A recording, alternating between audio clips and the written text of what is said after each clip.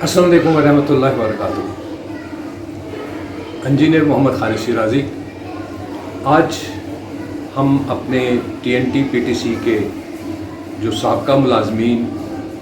VSS 2008 voluntary separation scheme के तहत जो बंदे या हमारे मुलाजमीन जितने साथी थे उनको जो VSS यानी वॉलंटरी सेपरेशन स्कीम 2008 में जो दी गई, मौजूदा हालात में इसका हम ज़रा जायज़ा लेते हैं। सुप्रीम कोर्ट के जो फैसले आए 2025 में और उसके साथ साथ मौजूदा वक्त में जो हमारे हालात हैं सियासी नोयत के और जो एहतिसालात है उसकी पोजीशन के हवाले से। आपने देखा होगा कि मीडिया के हवाले से मुख्तलिफ खबरें आ रही हैं कि जी 3 बिलियन के करीब या 3.5 बिलियन के करीब जो थे हमारे मुल्क पाकिस्तान या गवर्नमेंट ऑफ पाकिस्तान ने उनसे कोई डिपॉजिट के हवाले से कोई एग्रीमेंट किया था जो उनको पैसे अब वापस कर दिए गए। अब इसके साथ साथ एक नई खबर ये आ रही है कि जो UAE है इसने जितने भी प्रोजेक्ट्स यहाँ पर मुख्तलिफ अदारों की शक्ल में जो लिए उससे भी वो उसको ड्रॉबैक यानी वापस ले रही है। इस सूरत हाल के अंदर देखना ये पड़ेगा जो कन्फ्यूजन है, तो मैं इस वीडियो के ज़रिए जो कानून यानी वकला हजरात जो अच्छे तरीके से कानून सर्विसेज मैटर को जानते हैं और प्राइवेटाइजेशन के हवाले से जो भी एग्रीमेंट होते हैं उन कवानीन के हवाले से मैं बात कर रहा हूँ। अब इसमें हम मुलाजमीन जो हैं जिनके हकूक़ पामाल हुए हैं उनको किस अंदाज से अपने हकूक़ के हवाले से आगे बढ़कर अपने हकूक़ लेने चाहिए। मेरी नज़र में ये है कि मुख्तलिफ जो आरा आ रही हैं, आरा ये आ रही हैं कि केसेस जिस तरीके से हमारा जो सुप्रीम कोर्ट का फैसला आया उस पर एहतिसालात ने उस तरीके से मन अमल नहीं किया, बल्कि उसके अंदर मुख्तलिफ अंदाज से रुकावटें पैदा कर सही जो रूह के हिसाब से जो फैसला है उसकी सच्चाई और उसके वेट के वज़न के हिसाब से जो अमल होना चाहिए था उसके अंदर उन्होंने मुख्तलिफ अंदाज से उस पर उस तरह अमल नहीं किया जिस तरह उसको अमल करना चाहिए था। उसमें जो मुलाजमीन डायरेक्ट ऑफिसर के तौर पर आए और वो 60 साल की उम्र में रिटायर हुए उनको उसके ऊपर अमल कर वो उनको उनके हकूक़ लौटा रहे हैं। लेकिन उसके अंदर अब ये देखना पड़ेगा कि आया तमाम मुलाजमीन को हकूक़ मिले या नहीं मिले। लेकिन इस वक्त जो तकरीबन 288 या 86 आदमी जिन्होंने कोर्ट में केस किया हुआ था उसके हवाले से कहा जा रहा है कि जी उन पर अमल दरामद होगा। लेकिन जो बकाया मुलाजमीन हैं उनके बारे में उन्होंने मुख्तलिफ अंदाज से किसी को वर्कमैन के चक्कर में फंसा दिया, किसी को VSS के हवाले से उनको पेंशन नहीं दे रहे कि चूँकि इन्होंने वॉलंटरी सेपरेशन स्कीम 2008 में ली, इस वजह से इनको इसकी इंक्रीज़ जो सुप्रीम कोर्ट के फैसले के हिसाब से जो उनके हकूक़ के हवाले से बहाली होनी चाहिए उस पर अमल दरामद नहीं किया गया, बल्कि उनको कहा गया कि जी इन्होंने वॉलंटरी सेपरेशन स्कीम के तहत रिटायरमेंट ली है रज़ाकाराना तौर पर। अब यहाँ पर खड़े होकर मेरी अपनी एक दरख्वास्त होगी जो कानून के माहिरीन हैं, वकला हजरात हैं जो PTCL के हवाले से अपनी वीडियोज़ वगैरह के बारे में जो राय देते हैं, इसमें बताइए कि जब एहतिसालात चली जाती है तो उस सूरत में मुलाजमीन किस स्टेटस में खड़े होंगे और अपने हकूक़ की बहाली के लिए क्या कदम उठाएंगे। मेरी नज़र में अगर वो चली भी जाती है लेकिन हमें गवर्नमेंट ऑफ पाकिस्तान जो हमारी गारंटर है हमें उसको अदालत में लेकर आना चाहिए। चूँकि वो हमारी गारंटर है उस हवाले से हमारे तमाम मुलाजमीन के हकूक़ अगर नहीं दिए गए, जिन्होंने अदालत के अंदर केस जीते हैं या हारे हैं और जिन्होंने हारे भी हैं और जिन्होंने केस नहीं भी किया हुआ, उनके बारे में वजाहत मेरी नज़र में ये है कि गवर्नमेंट ऑफ पाकिस्तान के ऊपर दावा करना चाहिए, उनको मुकदमे के अंदर फरीक बनाना चाहिए कि चूँकि ये हमारे जो गवर्नमेंट ऑफ पाकिस्तान है इसने हमारी गारंटी दी हुई थी तहफ़्फ़ुज़ात के हवाले से, हकूक़ के हवाले से। इसलिए हमारे वो साथी جن کو پینشن مل رہی تھی اب سپریم کورٹ کے حوالے سے اس پر عمل درآمد نہیں ہو رہا اور ان کو اس انداز سے الجھایا جا رہا ہے جیسے بھی میں نے عرض کیا تھا کہ جی V S S voluntary separation scheme رضاکارانہ طور پر لی ہوئی ہے یا ان کو دی جا رہی ہے جو 285 یا 286 ہیں، بقایا کے بارے میں واضح نہیں ہو رہا۔ اصل میں تمام وکلا حضرات کی بھی یہی رائے تھی کہ پہلے یہ تمام سٹیٹس کلیئر ہو جائیں کورٹ کی ہیئرنگ کے حساب سے، تو پھر اس پر آگے بڑھا جائے تو مناسب ہوگا۔ اس وقت کوئی کیس کرنا نقصان دہ ہو سکتا ہے، لیکن اس وقت جو سچویشن ہے اس کے اندر میں یہ کہنا چاہ رہا ہوں کہ اعتصالات کے جانے کے بعد پھر سٹیٹس ہمارے ان ملازمین جو گورنمنٹ آف پاکستان کے ٹرانسفرڈ امپلائیز ہیں اور ان پر گورنمنٹ کے ہی حوالے سے جو سروسز رول امپلائی ہوتے ہیں، اس حوالے سے ہمارا سٹیٹس کیا ہے، جنہوں نے کیس کیے جیتے اور ان پر عمل درآمد نہیں ہوا، اور جنہوں نے کیس ہارے یعنی نان پینشن کے حوالے سے میں بات کر رہا ہوں، جن کو پینشن کی بجائے ایک لم سم رقم دے کر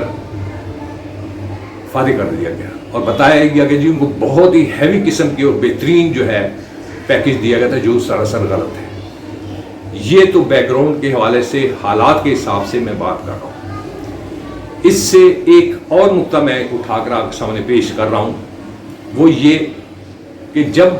وی ایس ایس 2008 میں انٹروڈیوس کی گئی تھی اس وقت تک ہمارے زیادہ تر ملازمین کو یہ پتہ نہیں تھا کہ ری آرگنائزیشن ایکٹ کے تحت ہمیں کون سے تحفظات دیے گئے ہیں، نمبر 1۔ نمبر 2، پھر اس میں یہ بھی جائزہ لیں، جب ٹی این ٹی سے پی ٹی سی ہم کنورٹ ہوئے تو ایک ڈیڈ 2 اپریل 1994 کے اندر جب انٹروڈیوس ہوئی تو اس وقت صرف 60 سال اور 10 سال کے حوالے سے ذکر کیا گیا تھا کہ یہ بندے ہیں، اور ٹوٹل ہمارے ملازمین جو ہیں ان کی تعداد 70,000 ہے، اور جو 60 سال کی عمر کے اندر ریٹائر ہوں گے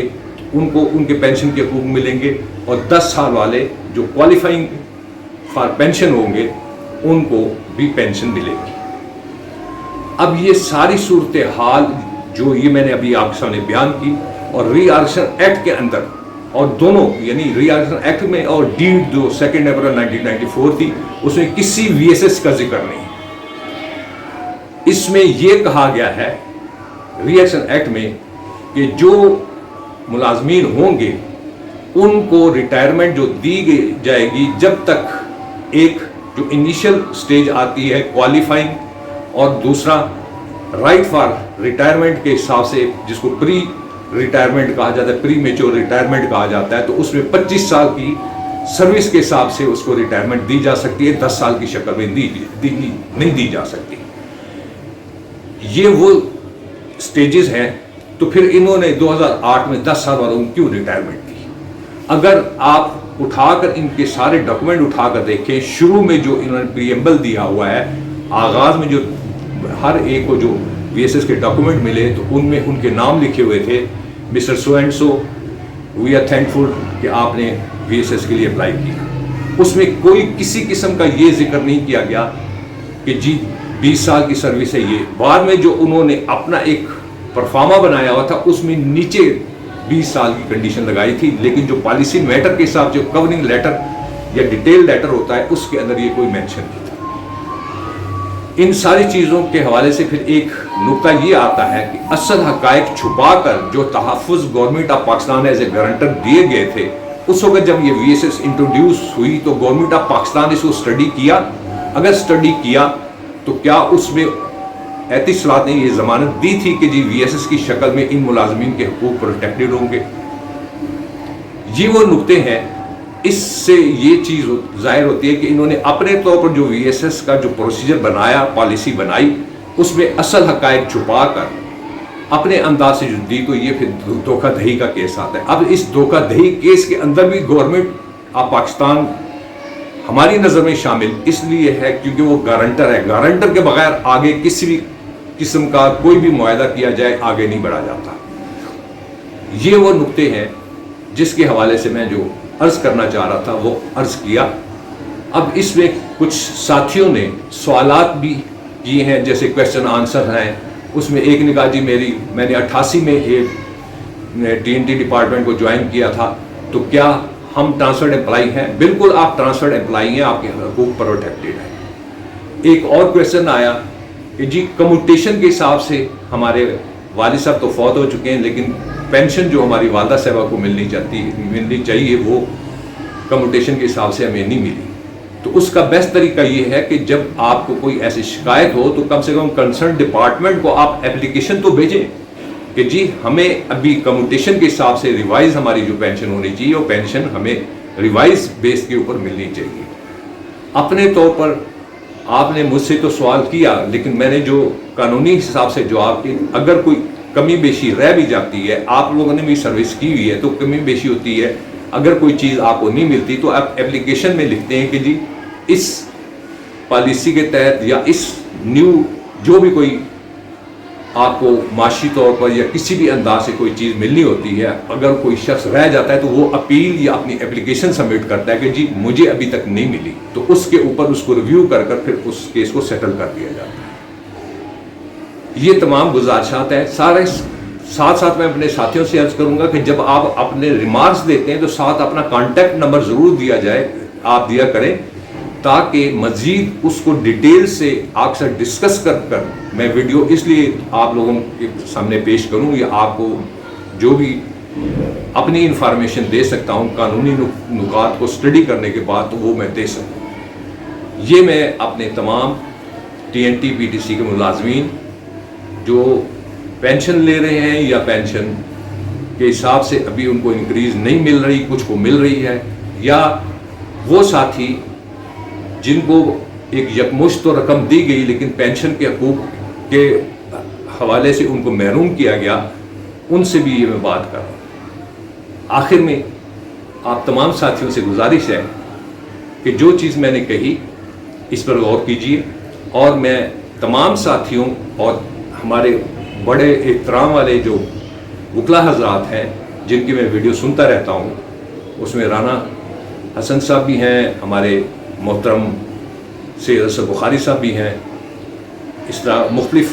اور بھی وکلا حضرات ہیں، لیکن